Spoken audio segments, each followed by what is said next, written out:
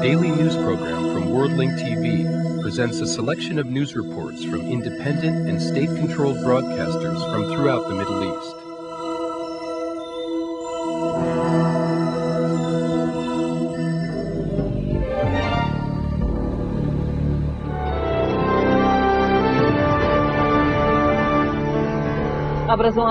Welcome to the news of the hour from Dhabi Television. The United States escalates its language against Syria, and the White House describes it as a terrorist country. Meanwhile, Donald Rumsfeld says that Syria has been conducting chemical weapon tests for the past 15 months. Powell suggests economic and diplomatic sanctions on Syria, confirming that Washington is in contact with the Syrian Authority. The British Foreign Secretary says that Syria is not on the list of targeted countries after Iraq. However, he stated that Syria must respond to several important questions. There are important questions, and Syria must answer them. As for the questions regarding Syria being on the list of targeted countries, I say there is no target, nor a list of targets. However, Syria must respond to these questions. Are they developing chemical and biological weapons? And are they hiding Iraqis who fled the country? The Syrian president discusses the situation in Iraq with the Saudi foreign minister, talking about efforts to regain peace and stability in the country. Saudi Arabia calls for an emergency regional summit, hosting the foreign ministers of Iraq's neighboring countries. Jordan's King Abdullah II and Egyptian President Hosni Mubarak, in their statements concluding their meeting in Cairo, demand the withdrawal of foreign troops from Iraq. Israel's foreign minister comments on the strategic ties between Turkey and his country during his controversial visit to Ankara. His visit comes after the collapse of the Iraqi regime and amidst accusations that Syria owns chemical weapons. Israel's foreign minister's visit to Ankara aims at strengthening ties with the ruling Justice Party, continued military cooperation, and finding an appropriate venue for selling water to Israel, in addition to discussing the region's future. This is the end of the news in brief. The British Foreign Secretary Jack Straw warned Syria, saying that it has to realize that the removal of Saddam Hussein created a new reality, and accused it of cooperating with Saddam's regime in recent months. Straw demanded Syria to answer a number of questions. However, Straw said that the U.S. and Britain do not have any plans to attack Syria after Iraq. Meanwhile, the Saudi foreign minister, who just arrived to Damascus, called for holding a regional emergency meeting on Friday for the country's neighboring Iraq to evaluate the situation after the collapse of the Iraqi regime. Jack Straw, confirming that Syria is not on the list of countries that will be targeted after Iraq, did not decrease the Arab fears. These fears may not quickly go away, because the British Foreign Secretary, who is visiting a number of countries in the region, said that Syrians have some questions that they must answer. He also demanded Damascus not to give refuge to the supporters of the Iraqi regime and to realize that there is another reality in Iraq after removing Saddam Hussein. Meanwhile, President George Bush repeatedly accuses Syria of offering refuge to Iraqi officials or having chemical weapons. Bush said that Damascus must cooperate with the U.S. and its allies. The Syrian Foreign Minister, Farouk al-Shara, responded to these threats by saying that the U.S. administration has hidden intentions towards Syria. He also said that Washington will play a dangerous game if it targets another country in the area with its hatred. In the meantime, a high Israeli official who is close to Prime Minister Ariel Sharon warned Syria with what they called playing with fire. He said that Israel does not want to escalate the situation with Syria, but Damascus is playing a dangerous game by threatening weapons of terror. In addition, Israel threatened Syria over Syrian threats to attack Israel during the confusion of the war against Iraq. He concluded by saying that Israel will not keep its hands tied if it is attacked. U.S. directives and signs did not affect Assad's meeting with Saudi Foreign Minister Saad al-Faisal, where they agreed to cooperate in the development of Iraq. In the meeting, Syria confirmed that some American officials have tried, by giving warnings to Syria, to divert attention away from the chaos taking place in Iraq, like looting, stealing, and disorder. They both confirmed holding an emergency regional meeting quickly, which Riyadh announced will be this coming Friday at the foreign ministry level for the countries neighboring Iraq to evaluate the situation there after the collapse of the regime in Baghdad.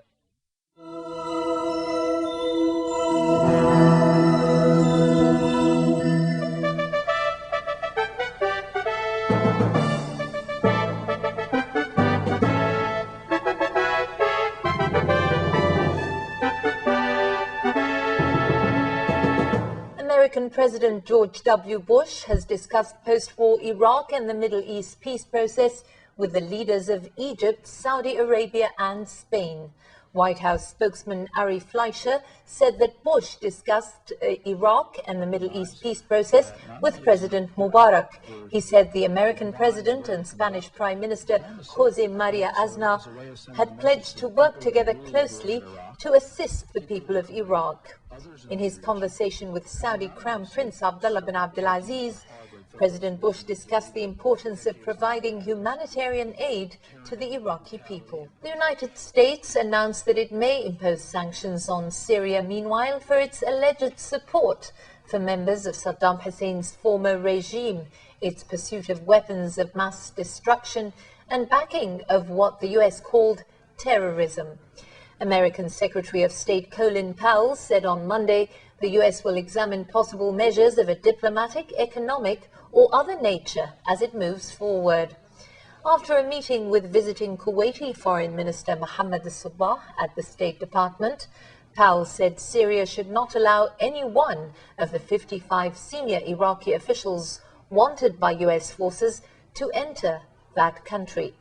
For his part, U.S. Defense Secretary Donald Rumsfeld charged that Syria has conducted a chemical weapons test in the last 15 months.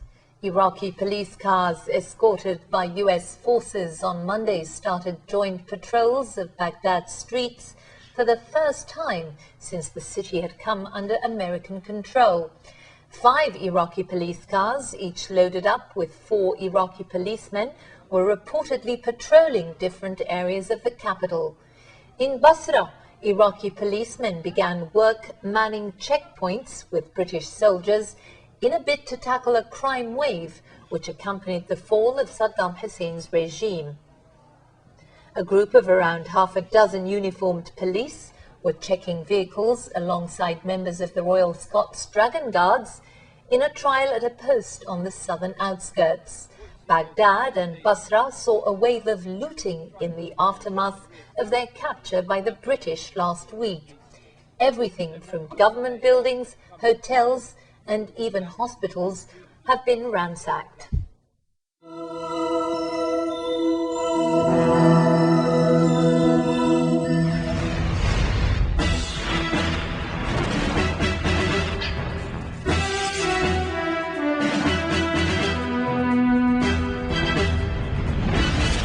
U.S. armored vehicles on Monday controlled the center of the key northern city of Tikrit, the last stronghold of Saddam Hussein's shattered regime. U.S. spokesman Captain Frank Thorpe told reporters at U.S. Central Command Forward Headquarters in Doha that the U.S. military no longer considers the Iraqi army an effective fighting force, but it is still too early to say the war is over as long as there continues to be resistance. Thorpe said fighting in Tikrit, Saddam's hometown, was ongoing ongoing and added U.S. troops there were facing pockets of resistance. He added U.S. forces had found a variety of abandoned Iraqi military equipment. A British Army spokesman earlier said that once Tikrit falls, to the U.S. forces, the war in Iraq will likely have finished. U.S. tanks and troops in armored vehicles occupied Monday the center of Tikrit, the last stronghold of Saddam Hussein's regime. The streets were calm as 5 U.S. armored vehicles were in the center of the city, which appeared to have been deserted by Iraqi regular forces and much of the population. The surgeon said 3 U.S. Marine reconnaissance battalions entered before dawn, meeting no resistance. Also, U.S. troops aboard 4 helicopters landed near the Tikrit headquarters of Saddam Hussein's Fidayeen, but also encountered no resistance. Sergeant Robert Chute said they didn't encounter any resistance in the city, but only on the outskirts last night, where there were bad ambushes. Firefights with what Chute believed to be Iraqi soldiers had left at least 1 Iraqi killed, while U.S. units reported no wounded or dead. U.S. Central Command downplayed any talk that Saddam's stronghold had fallen and said there remained some Saddam loyalists who had not given up the fight, adding that there are still some operations to be done in Tikrit. A Canadian journalist with the U.S. Marines said the 250 U.S. armored vehicles which entered the city had met some resistance from loyalist forces, quoting U.S. Commander John Kelly as saying 5 Iraqi tanks had been destroyed on the outskirts of the city and at least 15 people killed in the firefights. A British Army spokesman also said Monday they had very good hopes they are almost there, viewing Tikrit as the only pocket of resistance.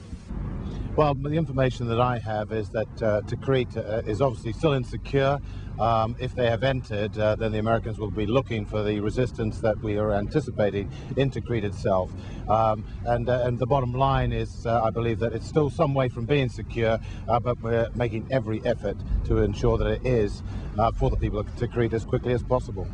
But from the very first day of the U.S. occupation, the people of Tikrit are feeling the heavy weight of the invading foreign military. This is not freedom. What they talk about is not freedom. They are practicing hegemony. They are stealing the residents' cars. They are talking about freedom, but this is not freedom. Tell Bush, Jalal, and Masoud, anyone to come and see. They say we are Arabs. Yes, we are Arabs. Brigadier General Vincent Brooks claimed earlier U.S. troops were getting assistance from the Iraqi population in the city. Tribal chiefs had sought to negotiate a peaceful entry by coalition troops, but intermittent U.S. airstrikes could be heard on the city's outskirts throughout the night, reducing the resistance before the ground troops moved in, covered by Cobra helicopter gunships, which could be seen making low-level passes over the city. Locals had reported that Saddam Hussein's family had left at the start of the war, but so far there is no way at present of confirming whether they are disguised as civilians. As the fate of Saddam Hussein and his 2 sons remained a mystery, his half-brother and former interior minister has been captured trying to flee the country. Watwan Ibrahim Hassan, or Ibrahim Hassan al-Tikriti, was captured near Rabia town, northwest of Mosul city. He was on the list of 55 top Iraqi officials wanted by coalition forces. And earlier, Watwan's full brother, Barazan al-Tikriti, was killed on Friday in U.S. bombing on his farm in the Al-Ramadi region west of Baghdad. A top Iraqi nuclear scientist has surrendered as U.S. forces stepped up a search for Iraqis who can shed a light on the country's alleged weapons of mass destruction.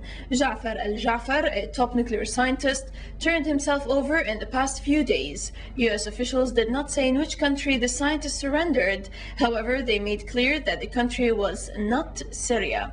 Ja'far's surrender followed that of Lieutenant General Amr al-Saadi, Saddam's chief scientific advisor, who gave himself in on Saturday. In Baghdad, Iraqi anger grew over continued lawlessness in their U.S.-occupied capital. Local residents staged their first anti-American demonstration in Baghdad since U.S. troops arrived in the capital last week. Meanwhile, U.S. troops were engaged Sunday night in a fire exchange near the Palestine Hotel after a series of Iraqi resistance operations took place Sunday, leaving at least 16 U.S. troops injured.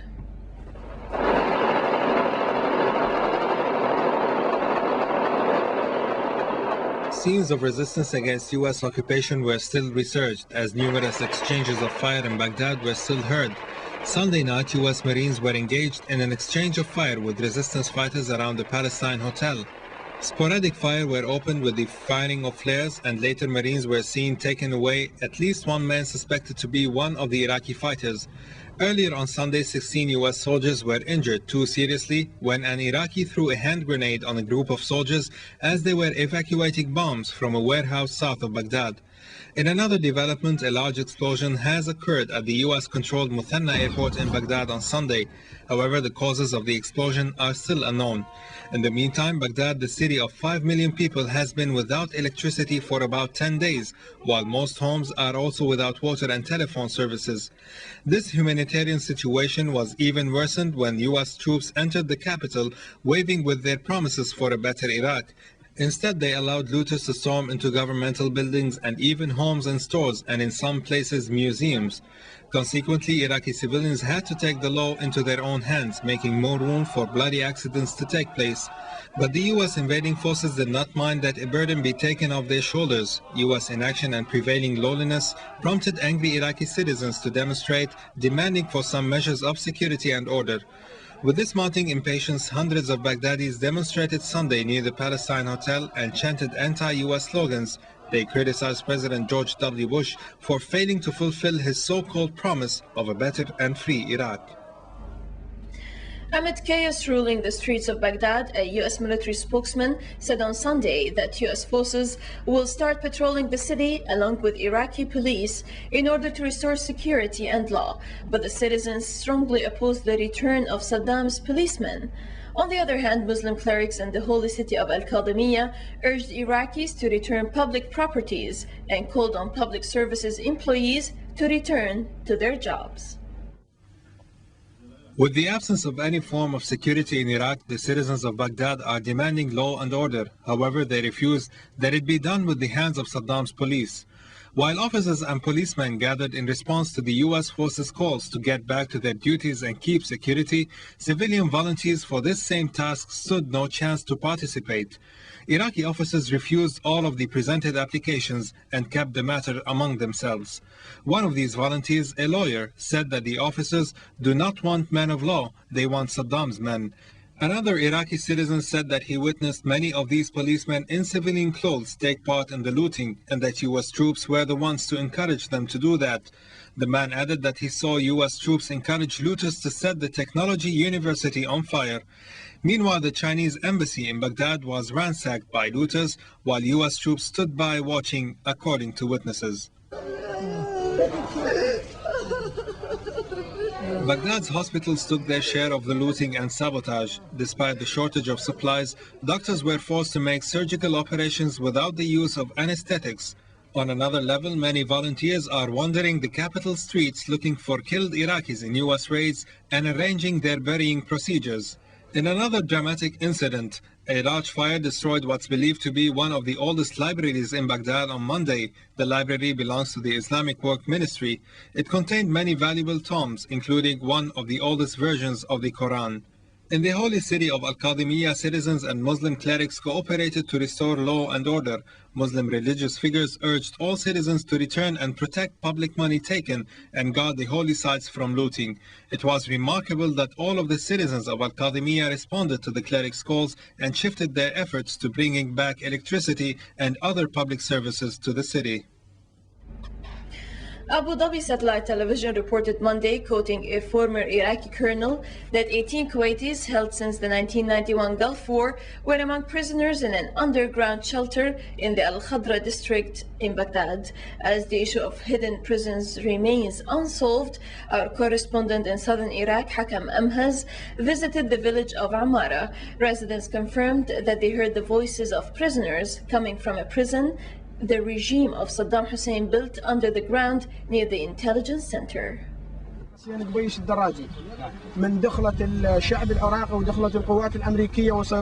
name is Hussein Daraji. Since the arrival of the U.S. troops and their control of the regime, I entered this intelligence center. I heard the voices of prisoners. They talked with me in a low voice. They said, "We are Kuwaiti prisoners of the Iraqi-Kuwaiti war. They brought us here so that satellites would not discover us in Baghdad, and they left us in this place." Hussein and many others swore by God that they heard the voices of prisoners coming from the ventilation channels in the Iraqi intelligence prison in Amara village. They said they introduced themselves as Kuwaiti prisoners. They were asking for help because the prison guards have not given them food for days. These were their calls. "It's unfair. We are going to die. Set us free." So far, it has been impossible to reach the gate of the underground prison in the intelligence center. The jail keepers had left during the U.S. war on Iraq and did not say where the gate is.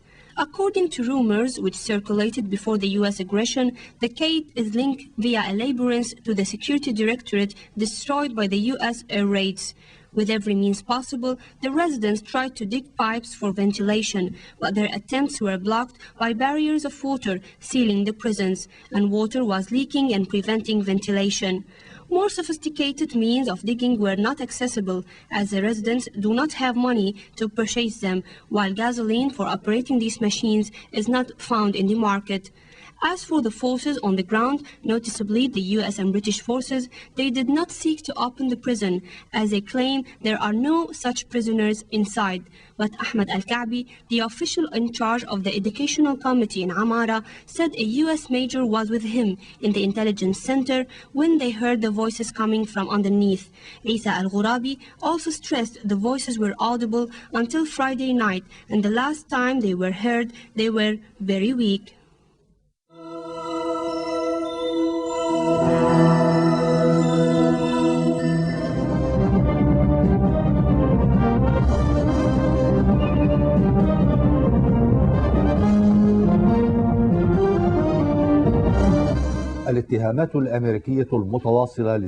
The ongoing U.S. threats to Syria were met with Arab and international condemnation, asserting that these accusations are a result of Syria's national and regional positions.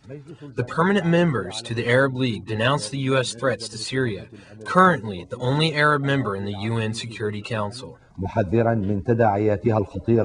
warning of the dangerous consequences on the entire region. Arab League Secretary General Amr Moussa said in his statements today that the Arab countries denounced these accusations, adding that the Arab League expressed great concern over this issue. Moussa also said that the meeting of the permanent Arab League members focused on the situation in Iraq and the U.S. threats to Syria, in addition to urging the people of Iraq to protect their treasures and resources from the ransacking and looting.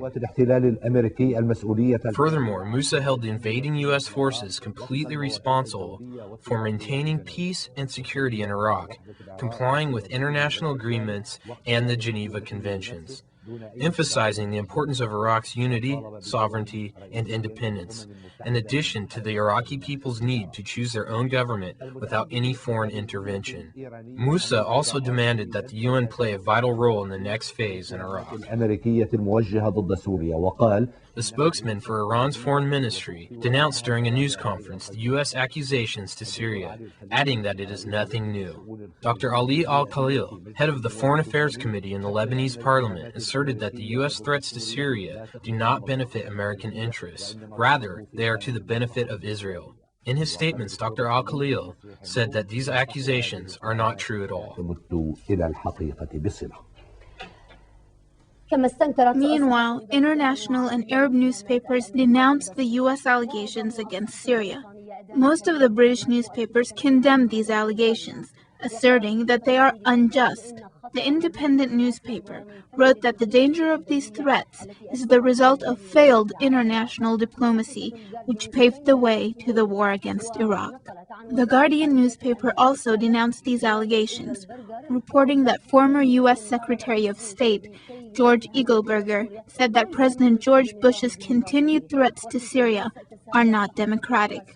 In Paris, the Libération newspaper questioned the reasons behind the U.S. threats to Syria, noting that Syria rejected the war on Iraq even before it started. Meanwhile, Lebanese newspapers also denounced these allegations, saying that these claims are a result of Syria's insistence to adhere to international law, warning that these allegations intend to serve Israel's interests. These newspapers urged the United States not to follow Israel and to adhere to international law in order to achieve peace in the region. The Bilad Saudi newspaper, Oman's official newspaper, the Arab and Gulf Emirates newspapers, and Sudan's political street newspaper all denounced the U.S. allegations, explaining that Israel is behind them and warning of the Zionist plans for the Arab nation. These newspapers demanded immediate Arab action to confront and reject these accusations. Meanwhile, the newspapers in Tehran condemned these fraudulent allegations, stating that it is part of the Zionist plans for Syria, who stands in their way.